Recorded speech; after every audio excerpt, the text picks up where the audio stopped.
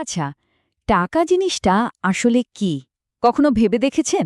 এটা কি শুধু কয়েকটা কাগজের নোট বা কিছু কয়েন? নাকি এর থেকেও অনেক বেশি কিছু? একদম তাই। আমাদের পকেটের ওই নোট থেকে শুরু করে ফোনের স্ক্রিনে ভেসে ওঠা একটা সংখ্যা পর্যন্ত টাকার এই যে একটা অবিশ্বাস্য জার্নি, চলুন আজ সেটাই ঘুরে দেখা যাক। তো আমাদের এই জার্নিটা শুরু হবে এমন একটা সময় থেকে যখন কোনো টাকাই ছিল না। ভাবা যায় কি বিশৃঙ্খলা ছিল তখন। সেখান থেকে আমরা দেখব টাকার আসল সুপার পাওয়ারগুলো কি কি। তারপর দেখব কিভাবে কয়েন এলো, তারপর কাগজের নোট, আর এরপর তো প্লাস্টিক মানি মানে কার্ডের যুগ। আর সব শেষে আমরা পৌঁছাবো আজকের দিনে, মানে আমাদের ডিজিটাল ওয়ালেটে। শুধু একটা মুহূর্তের জন্য ভাবুন তো, পৃথিবীতে কোনো টাকা নেই, একদম নেই। তো সকালে উঠে যে চাটা খাবেন ওটা কিভাবে কিনবেন? খুব সাধারণ একটা প্রশ্ন, তাই না? কিন্তু বিশ্বাস করুন, এই ছোট্ট একটা প্রশ্নের মধ্যেই লুকিয়ে আছে টাকার জন্ম থেকে আজকের দিনের পুরো ইতিহাসটা। চলুন তাহলে সেই রহস্যটা খুঁজে বের করা যাক। তো ওই যে প্রশ্নটা করলাম, তার উত্তর খুঁজতে আমাদের টাইম ট্রাভেল করে একটু অতীতে যেতে হবে। এমন একটা সময় যখন টাকা পয়সা মানে নগদ টাকার কোনো ধারণাই ছিল না। সেই সময়টা ছিল বিনিময় প্রথার যুগ। আর সত্যি বলতে বেশ বিশৃঙ্খল একটা জগৎ ছিল সেটা। এখন বিনিময় প্রথা বা বার্টার সিস্টেম শুনতে কিন্তু বেশ সহজ সরল লাগে, তাই না? ধরুন আমার কাছে চাল আছে আর আপনার দরকার চাল, আবার আপনার কাছে মাছ আছে যেটা আমার দরকার। ব্যাস, আমরা দুজন জিনিসটা বদলে নিলাম। সোজা হিসেব, কোনো টাকা নেই, নোট নেই, কিচ্ছু না, শুধু এক জিনিসের বদলে আরেক জিনিস। কিন্তু শুনতে যতটা সহজ লাগছে, ব্যাপারটা আসলে মোটেও ততটা সহজ ছিল না। সবচেয়ে বড় সমস্যা মানে আসল মাথা ব্যথার কারণ ছিল একটা জিনিস, যেটাকে বলে ডাবল কোইন্সিডেন্স অফ ওয়ান্টস। নামটা একটু খটমট, কিন্তু ব্যাপারটা সহজ। ধরুন আপনি কাপড় বানান আর আপনার খুব দরকার একজোড়া জুতো। এখন আপনাকে শুধু একজন জুতোর কারিগরকে খুঁজলে চলবে না, আপনাকে এমন একজনকে খুঁজে বের করতে হবে যার কিনা ঠিক ওই সময়েই আপনার বানালো কাপড়টাও দরকার। ভাবুন একবার কি অবস্থা! এটা তো অনেকটা খড়ের গাদায় সূচ খোঁজার মতো ব্যাপার, তাই না? আর ঠিক এই অসম্ভব জটিলতার সমাধান হিসেবে বলতে পারেন নায়কের মতো এন্ট্রি হল টাকার। দেখুন, টাকা কিন্তু শুধু একটা জিনিস না, এটা আসলে একটা আইডিয়া, একটা সমাধান, যার ছিল চারটে সুপার পাওয়ার, যা বিনিময় প্রথার সব সমস্যাকে এক ঝটকায় দূর করে দিয়েছিল। চলুন তো দেখি সেই সুপার পাওয়ারগুলো কী ছিল।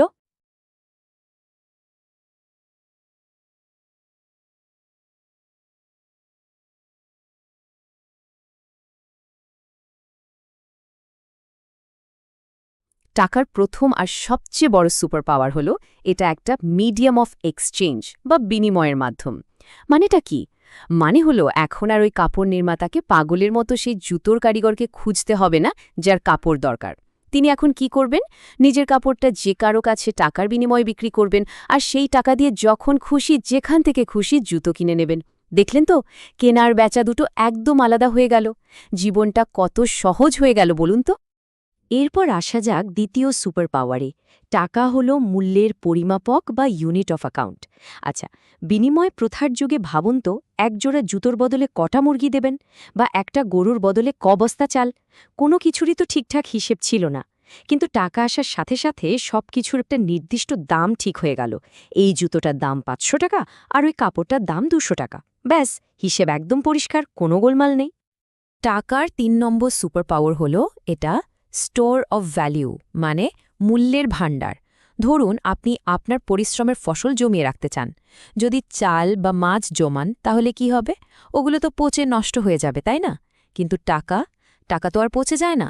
আপনি আজকে যা আয় করলেন সেটা জমিয়ে রেখে পরের মাসে এমনকি পরের বছরেও ব্যবহার করতে পারবেন।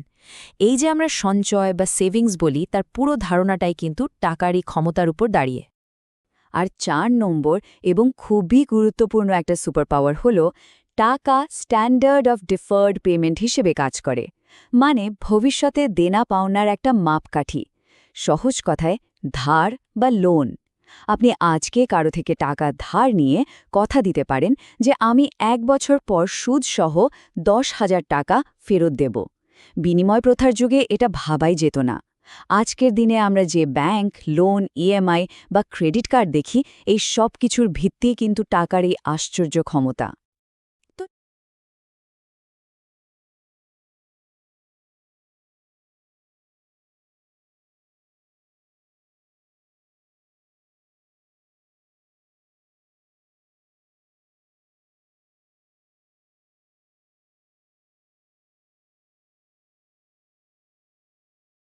টাকার এই 4টে সুপার পাওয়ারের কথা তো আমরা জানলাম, কিন্তু টাকা জিনিসটা দেখতে কেমন ছিল, মানে এর চেহারাটা কেমন ছিল? এই আইডিয়াটা বাস্তবে আসতে কিন্তু হাজার হাজার বছর লেগে গেছে।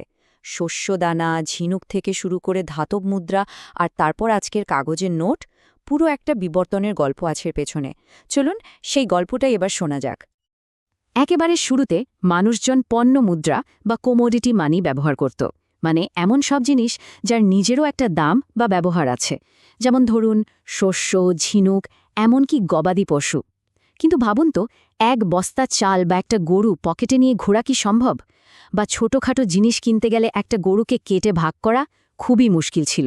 এই সমস্যা দূর করতেই এলো সোনা, রূপা, তামা এইসবে তৈরি ধাতব মুদ্রা। এগুলো সহজে নষ্ট হয় না, বহন করাও সহজ।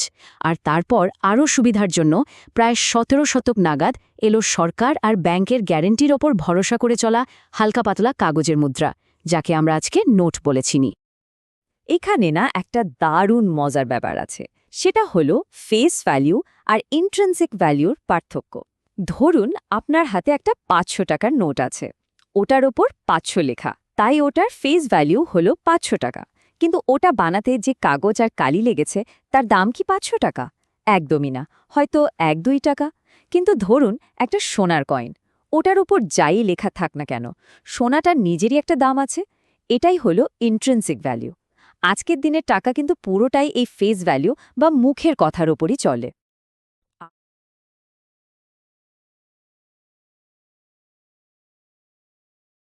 আমাদের দেশে বা ভারতে এই যে আইনসিদ্ধ মুদ্রা বা লিগ্যাল টেন্ডার, এটা কিন্তু 2 রকমের হয়। ধরুন আপনি খুব শখ করে একটা গাড়ি কিনতে গেলেন আর পেমেন্ট করার জন্য 1 বস্তা 1 টাকার কয়েন নিয়ে হাজির হলেন। জানেন কি, ওই গাড়ির শোরুম কিন্তু আইনত আপনার পেমেন্ট নিতে অস্বীকার করতে পারে, কারণ কয়েন হলো লিমিটেড লিগ্যাল টেন্ডার, মানে একটা নির্দিষ্ট পরিমাণ পর্যন্তই লেনদেন করা যায়। কিন্তু কাগজের নোট হলো আনলিমিটেড লিগ্যাল টেন্ডার। আপনি কোটি টাকার পেমেন্টও যদি নোট দিয়ে করেন, সেটা নিতে সবাই আইনত বাধ্য।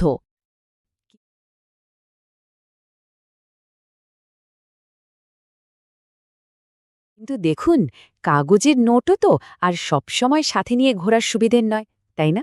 বড় অঙ্কের টাকা হলে তো কথাই নেই, বেশ ঝামেলার। আর ঠিক এখানেই টেকনোলজি আবার একটা বিপ্লব ঘটিয়ে দিল। টাকা এবার তার কাগজের শরীর ছেড়ে আশ্রয় নিল ছোট্ট একটা প্লাস্টিকের টুকরোতে। হ্যাঁ, ঠিকই ধরেছেন, শুরু হলো প্লাস্টিক মানি, মানে আমাদের পকেটের ডেবিট আর ক্রেডিট কার্ডের যুগ।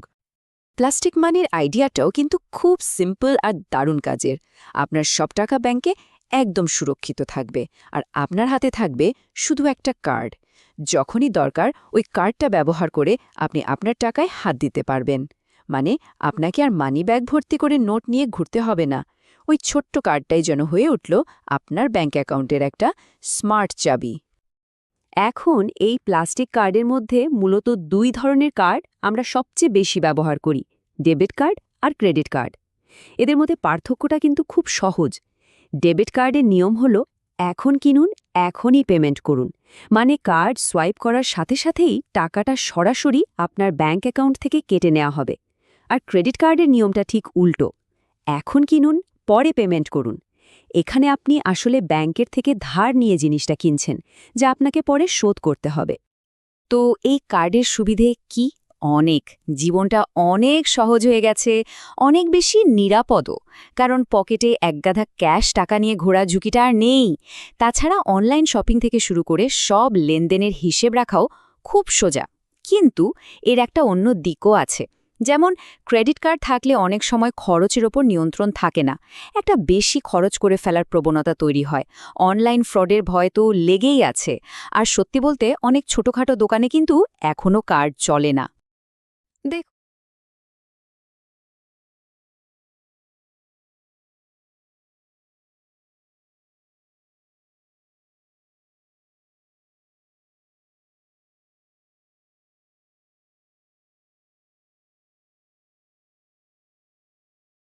প্লাস্টিকের কার্ড ছিল টাকা অদৃশ্য হয়ে যাওয়ার দিকে প্রথম পদক্ষেপ। একটা কাগজের নোটের তুলনায় কার্ড তো প্রায় অদৃশ্যই, তাই না? কিন্তু এখন টাকা পুরোপুরি হাওয়া হয়ে গেছে।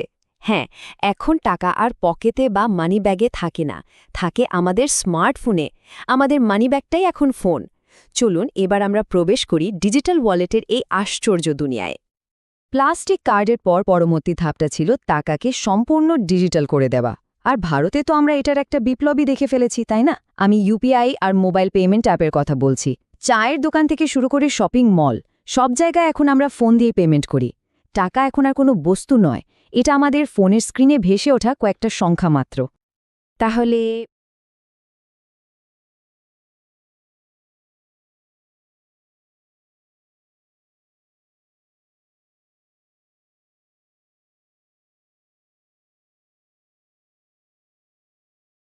পুরো ব্যাপারটা শেষে কোথায় গিয়ে দাঁড়ালো?